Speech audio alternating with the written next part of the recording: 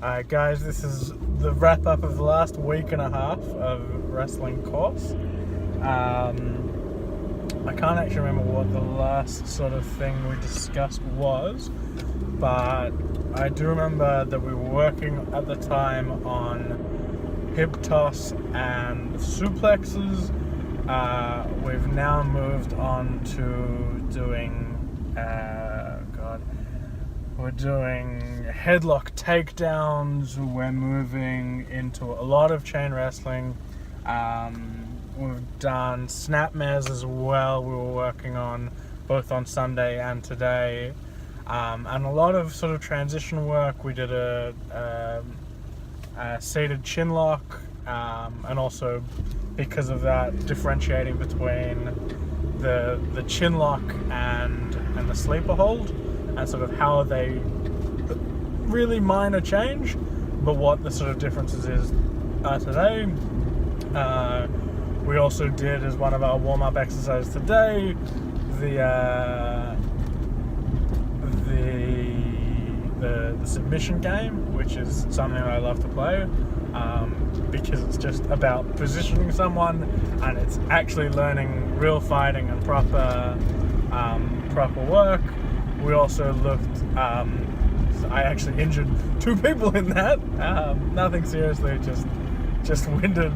I managed to apply a full Nelson master lock type lock on the first guy. I got a proper headlock on him as well. And the second guy, I managed to do an armbar, which he reversed, and then I got a sleeper hold, which he tapped out to. The other newest thing that we've learned today is the schoolboy pin and exactly how to do that.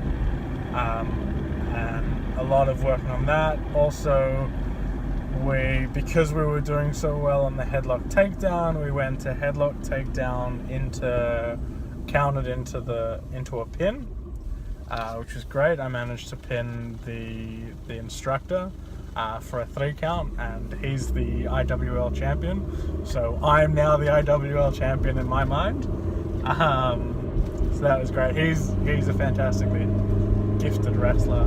And we also did body slams. That was challenging. I also was on I managed to pick one that they got in. One of the advanced guys came in, and because he's the only one of the people, I mean, none of the guys in the beginners class would be able to lift me safely, so it was interesting. No one's ever picked me up like that before, but that was incredible. It's talking about the movement of, like, I'm jumping, so I'm assisting him, but still that ability to sort of, someone my size, not even that much bigger than me, my size, sort of just picking me up and getting me in the position, body slamming in 2 seconds. And another thing that we learned today was single footed takedown, which goes almost immediately into an ankle lock, and sort of, these are genuine fighting moves. You can take people down like this, and that's, you can actually fight using some of this stuff, and how that even if a person is trying, if you're in the right position, they can't actually move and break out of that. And obviously from there you can transition into actual submission moves. You've got an ankle, you pick up the second, and you can turn them into a Boston Crab or the Walls of Jericho. You're holding them in the perfect position for sharpshooter, figure 4 figure 4, and all these different things. And certainly still haven't learned the correct techniques for all of those submission moves yet, and I really can't wait to. I love the cloverleaf as a leg submission, and I can't wait to sort of learn that. So I think that's Sheamus's leg lock. It's a variation of the sharpshooter. Very much looking forward to all of that. But yeah, now we're getting into sort of takedowns as well. We moved between sort of headlock and hammerlock to I don't even know what the lock is called, but it's essentially the lock that leads to the Snapmare, which was a lot of fun and definitely something that we're going to be working on. And the two different types of snapware, there's the higher Snapmare, which is literally making someone do a flip in midair, and then there's sort of the lower Snapmares. Obviously the lower Snapmare ends them closer to you and usually lying on their back, whereas the forward Snapmare is literally they're landing on their stomach. It puts them in the perfect position for a chin lock or a sleeper in the seated position in a prone position. And it's from there the ability to transition. And certainly when we were doing it today, it was like you're doing this and then you're transitioning straight into a sleeper or a chin hold,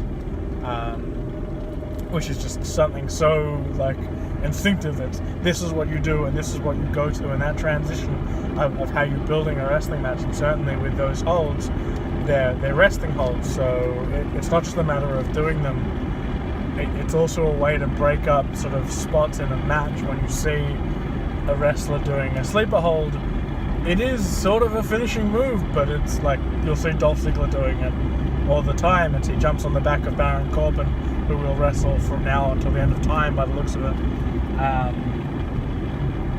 But that whole thing of the sleeper is actually a breakup between a match. That seated prone sleeper is just something that's really easy to apply. It allows the wrestlers to communicate, and that's a big part of building a match between two wrestlers, and that ability to communicate, holding them in a prone position and being able to look into it. This has gone on quite a long time, so I'm going to cut it off here. It was given a week and a half of wrestling updates, but yeah, it's all good. We had the entire class together because obviously they're prepping the ring and the hall for the event that's going to be going on next week.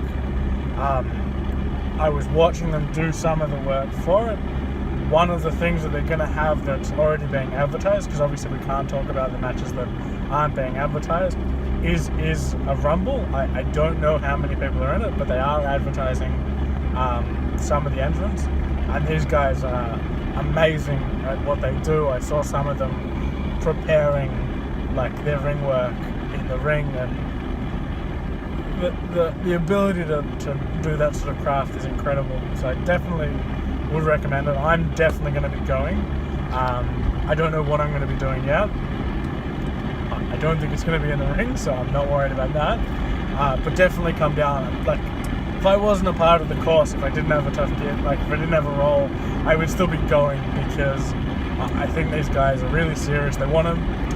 The way that these guys are going to get bigger and have more exposure is if people come. And from the work that I see, it's entertaining. It's like, it's not like the heights of WWE, but only on budget and sort of depth of roster alone. I think in talent-wise, these guys are incredible wrestlers, and I would definitely pay to see that. And it's 65 shekels if you book through me.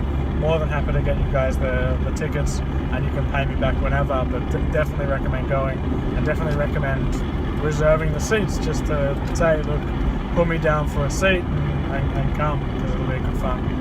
Alright, so this is it for this one, finally, and I'll upload this shortly, and you guys will be able to check it out. Alright, take care, until next Sunday.